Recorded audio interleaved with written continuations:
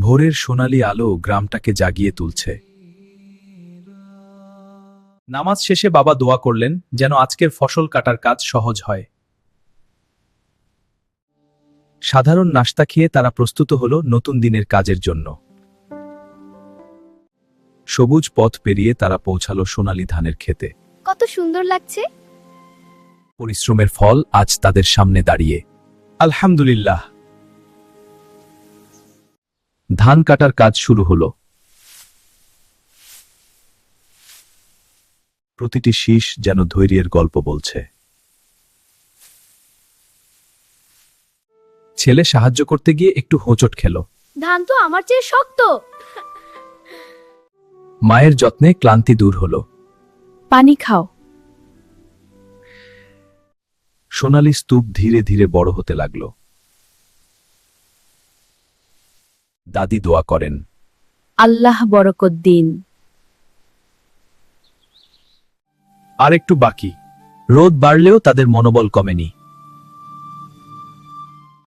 1 2 3। গুণে শেষ করা যায় না। বাবার চোখে তৃপ্তির হাসি। হঠাৎ আকাশ মেঘে ঢেকে গেল। মুহূর্তের জন্য দুশ্চিন্তা। আল্লাহ ভরসা। ভরসা তাদের সাহস দিল। মেঘ সরে গেল।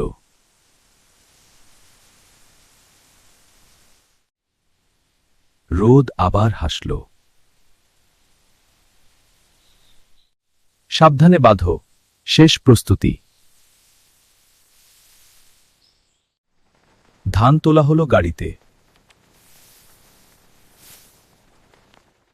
বাবা গাড়ি চালাচ্ছে আর ছেলে ধাক্কা দিচ্ছে। হাঁটো বাবা, একসাথে ঠেলি। হ্যাঁ বাবা। উঠোন ভরে উঠল সোনালী ধানে। সাবধানে ছড়িয়ে দাও। তাদের চোখে গর্ব। আমাদের ঘর ভরে গেছে। পরিশ্রমের ঘামই সাফল্যের চাবি। আলহামদুলিল্লাহ। দাদি কৃতজ্ঞতায় তাসবিহ পড়ছেন। শুকর আলহামদুলিল্লাহ। মায়ের যত্নে সব সুন্দর।